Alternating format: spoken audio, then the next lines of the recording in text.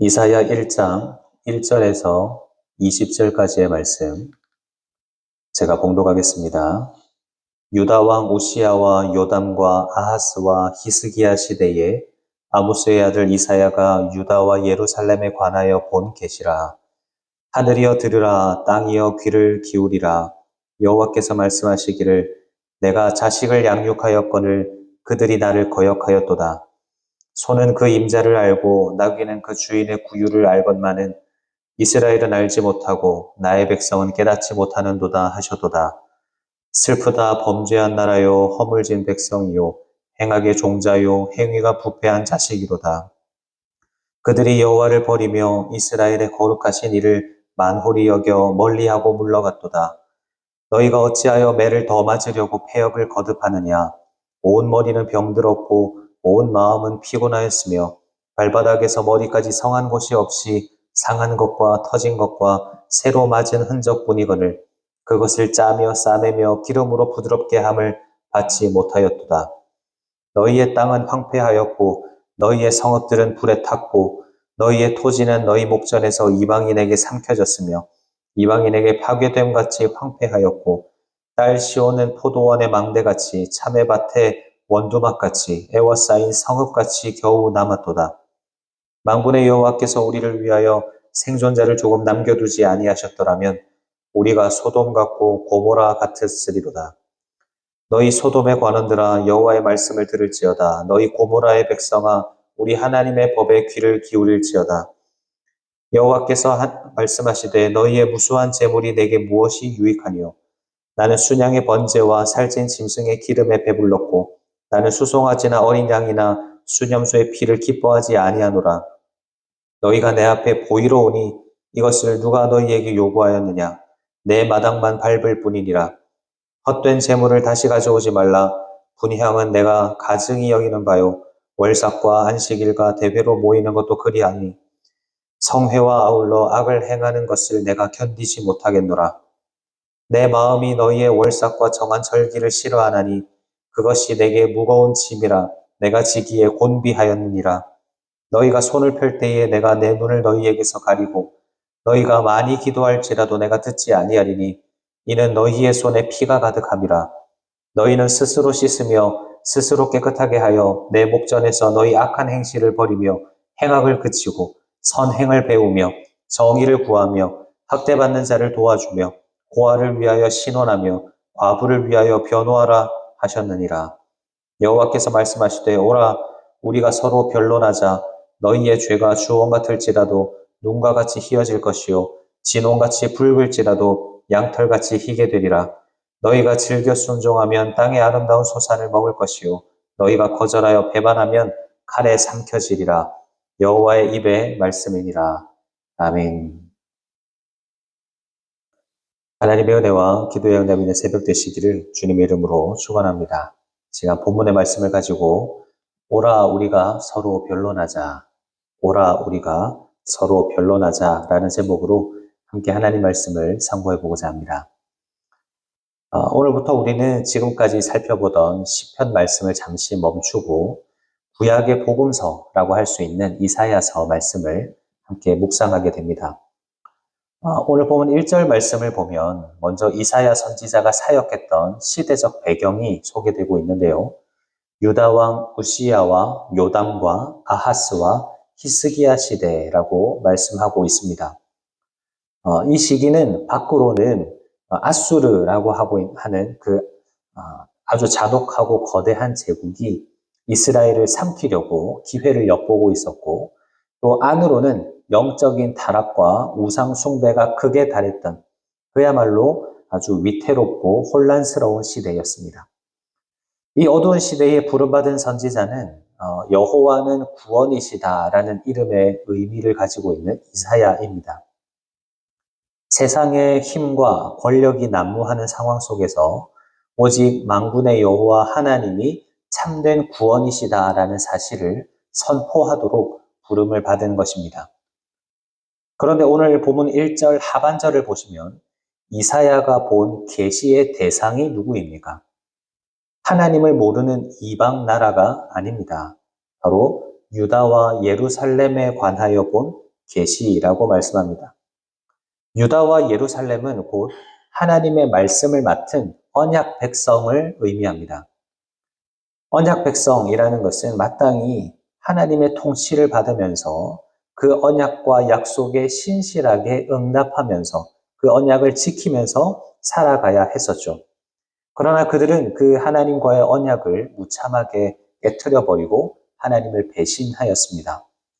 바로 이 때문에 이사야 1장은 하나님의 백성들의 위로의 말씀이 아니라 마치 엄중하고 무서운 법정의 재판과도 같은 모습으로 기록이 되어 있습니다. 하나님께서 친히 원고이자 재판장이 되시고 하늘과 땅을 증인으로 세우십니다. 그리고 언약을 파기한 자기 백성의 영적인 반역을 낱낱이 고발하시는 재판의 모습을 오늘 1장에서 보여주고 계십니다. 이사야 선지자는 겉으로 보이는, 눈에 보이는 그런 종교적인 외형이나 육신적인 눈을 가지고 이스라엘을 바라본 것이 아니라 하나님의 시각으로 언약 백성의 타락과 숨겨진 실체를 바라보고 있는 것입니다. 사랑하는 여러분, 이것은 약 2700년 전에 유다 백성들을 향하여 쏟아내셨던 하나님의 탄식과 고발인데 이것이 마냥 옛날 이야기만이 아닙니다. 이것은 오늘날 영적인 이스라엘로 부름받은 우리들, 그리고 이 땅의 교회들을 향한 말씀이자 우리의 민낯을 보여주는 영적인 거울이다라고 할 수 있습니다. 오늘 이 아침에 우리는 이 말씀을 통해서 우리 자신의 영적인 모습을 다시금 돌아보려 합니다. 습관처럼 마당만 밟고 지나가는 그런 껍데기뿐인 신앙을 벗어버리고 오라 우리가 서로 변론하자라고 부르시면서 우리의 죄를 씻기를 원하시는 그 하나님의 크신 은혜의 자리로 더 깊이 나아가는 이 시간이 되기를 주님의 이름으로 소망합니다. 아멘. 먼저 우리가 살펴볼 것은 하나님께서 이 재판을 여셔서 무엇을 고발하시는가 하는 거예요. 그것은 이스라엘의 영적인 무지와 부패함, 그리고 끝까지 고집을 꺾지 않는 완악함입니다. 본문 2절의 말씀을 보시면 하나님은 하늘과 땅을 증인으로 부르시면서 이렇게 탄식하십니다. 내가 자식을 양육하였거늘 그들이 나를 거역하였도다. 그러면서 3절에서는 아주 충격적인 비유를 드시는데요.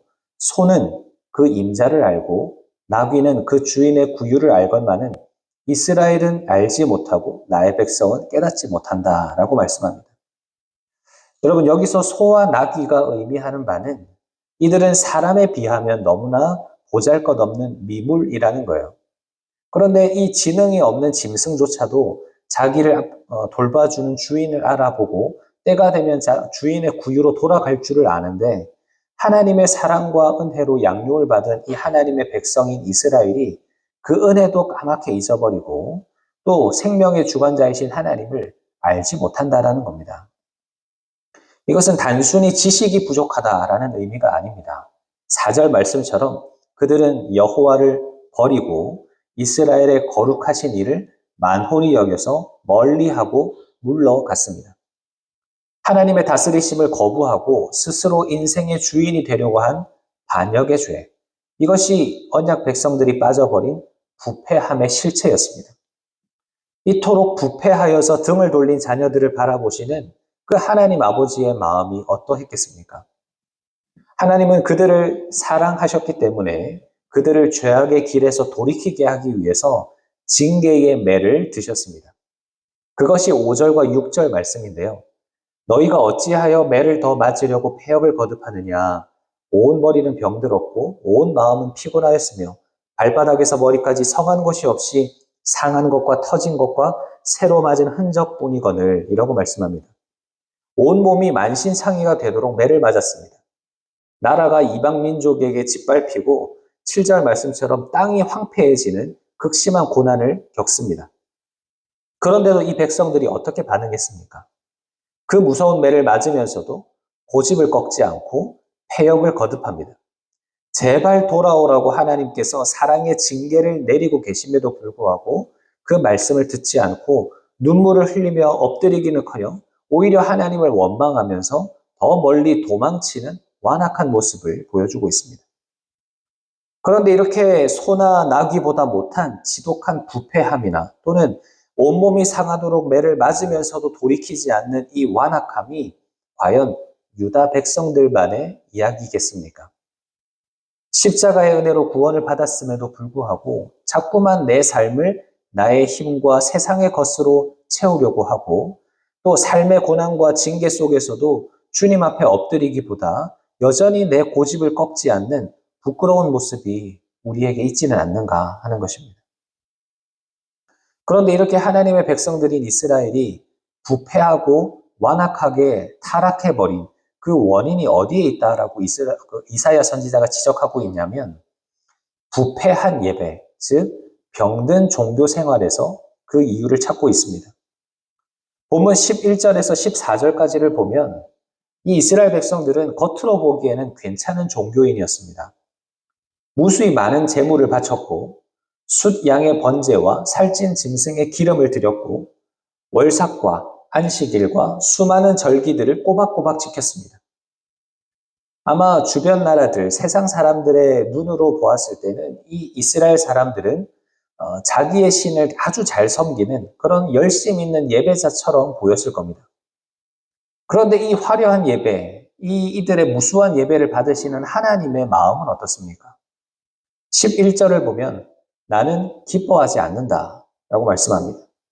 12절을 보면 너희가 내 앞에 보이러 오니 이것을 누가 너희에게 요구하였느냐? 내 마당만 밟을 뿐이리라. 여러분, 예배는 본질적으로 살아계신 하나님을 만나러 가는 시간입니다. 나를 구원하여 주신 그 하나님의 은혜에 감격하여서 나의 상한 심령과 삶의 중심을 하나님께 내어드리고 그렇게 하나님을 만나고 교제하는 시간이 예배의 시간이에요.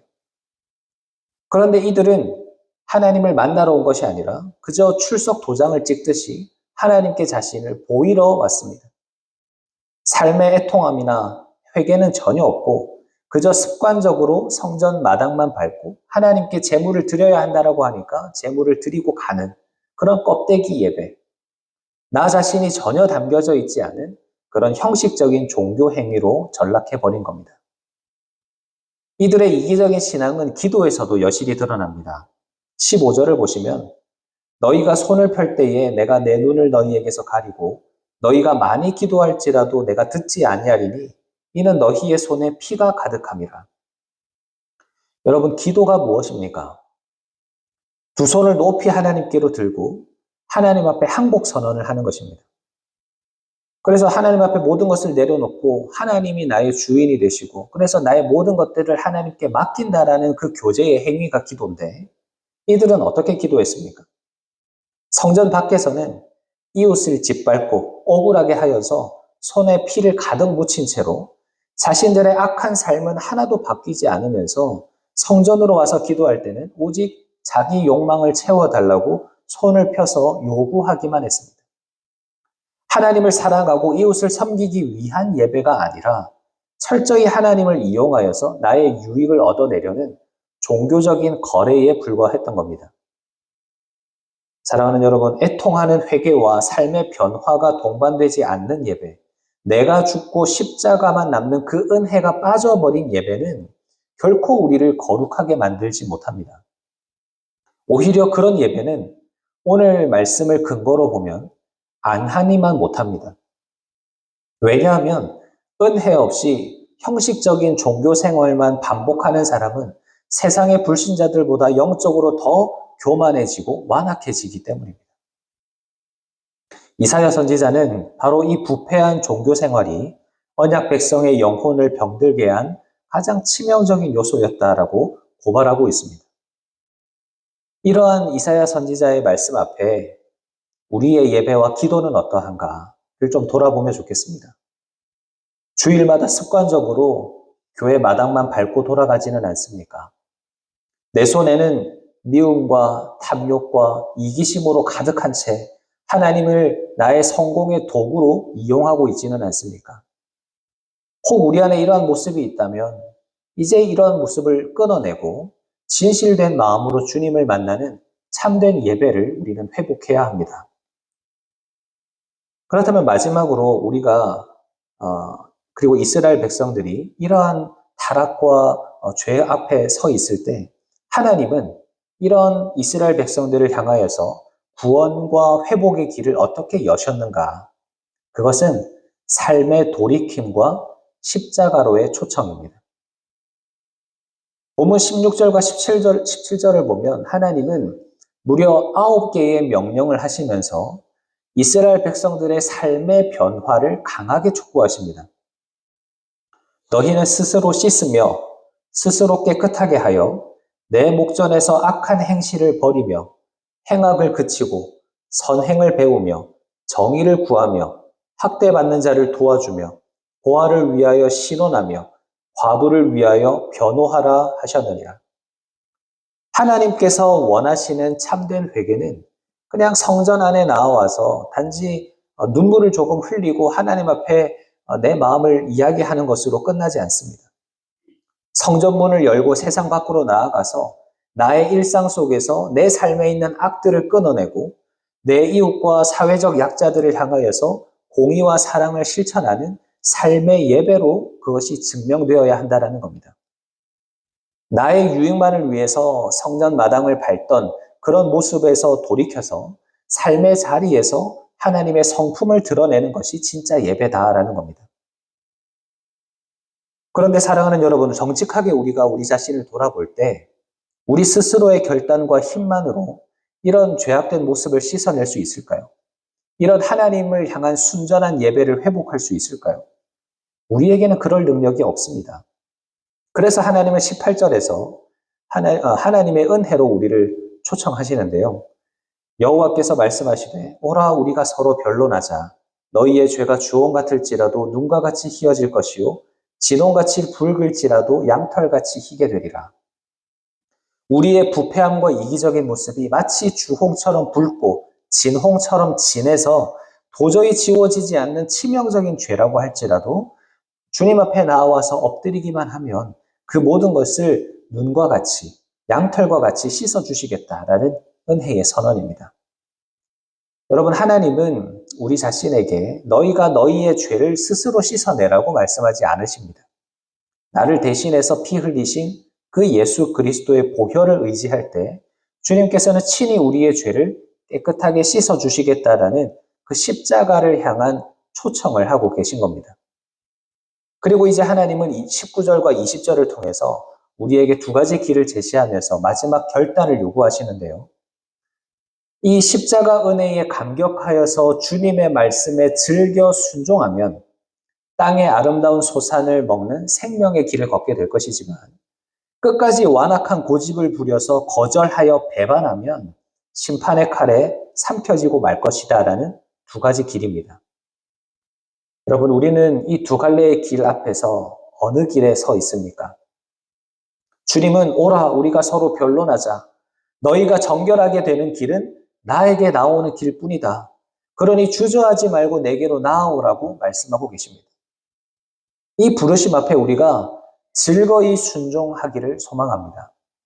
지금까지의 완악한 모습들을 기꺼이 내어버리고 주님의 말씀에 즐거이 순종하는 모습으로 나아갈 때 주님께서 약속하신 생명의 길을 우리에게 열어주실 것입니다. 말씀을 마무리하겠습니다. 이사야서의 첫 장은 참으로 두렵고 떨리는 언약적인 재판으로 시작이 되었습니다. 짐승보다 못한 영적인 무지함과 매를 맞으면서도 돌이키지 않는 그런 지독한 완악함, 그리고 모든 타락의 뿌리였던 이기적인 예배가 바로 2700년 전 유다 백성들의 민낯이었고 동시에 우리 자신의 모습이라는 것을 돌아보게 됩니다. 하지만 여러분, 하나님의 진짜 목적은 우리를 심판하여서 멸망시키는 데 있지 않습니다. 우리의 그 주홍 같고 진홍 같은 붉은 죄를 씻어주려고 우리를 십자가의 은혜로 초대하시는 것이 하나님 아버지의 본심이십니다. 오늘 하루 이 하나님의 은혜의 초청에 우리의 마음을 온전히 여는 우리가 되기를 소망합니다. 나의 이익과 성공만을 원하면서 하나님을 향하여서 받기만을 원하는 그런 이기적인 신앙이 아니라 또한 습관적으로 교회 마당만 밟고 돌아가는 그런 부패한 예배가 아니라 이제는 십자가 앞으로 나아가는 진실된 예배를 회복하게 되기를 바랍니다. 성전문을 나서는 그 순간부터 우리의 가정과 우리의 일터와 이웃 가운데에서 선을 행하고 공의와 사랑을 실천하는 참된 삶의 예배자가 되어야 할 줄로 믿습니다. 그렇게 주님 앞에 진실되게 나아갈 때 주님은 우리의 힘으로 씻을 수 없는 그 죄를 십자가의 보혈로 눈과 같이 양털과 같이 깨끗하게 씻어 주실 줄로 믿습니다.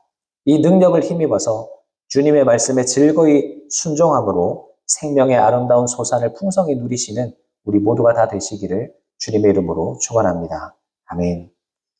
말씀을 기억하면서 함께 기도하겠습니다.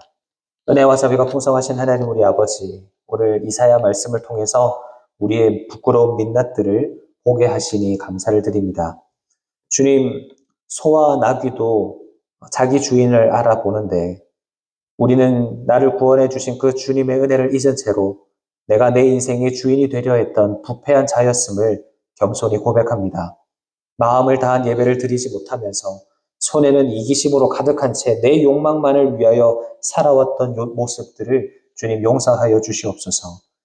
주님 이 시간 다시 한 번 더 오라 우리가 서로 변론하자 부르시는 주님의 초청의 음성을 다시금 듣고 주님 앞에 나아가는 우리가 되게 하여 주시옵소서. 십자가의 보혈로 우리의 죄를 깨끗하게 씻어주신 그 은혜를 기억하면서 하나님의 말씀에 즐겁게 순종하게 하시고 십자가 은혜에 감격하여서 우리의 가정과 일터와 교회에서 사랑과 공의를 실천하는 삶의 예배자가 되게 하여 주시옵소서. 그래서 주님께서 허락하시는 이 땅의 아름다운 소산을 풍성히 누리며 살아가는 오늘 하루의 삶이 되게 하여 주시옵소서. 감사를 드리며 살아계신 예수님의 이름으로 기도하옵나이다. 아멘.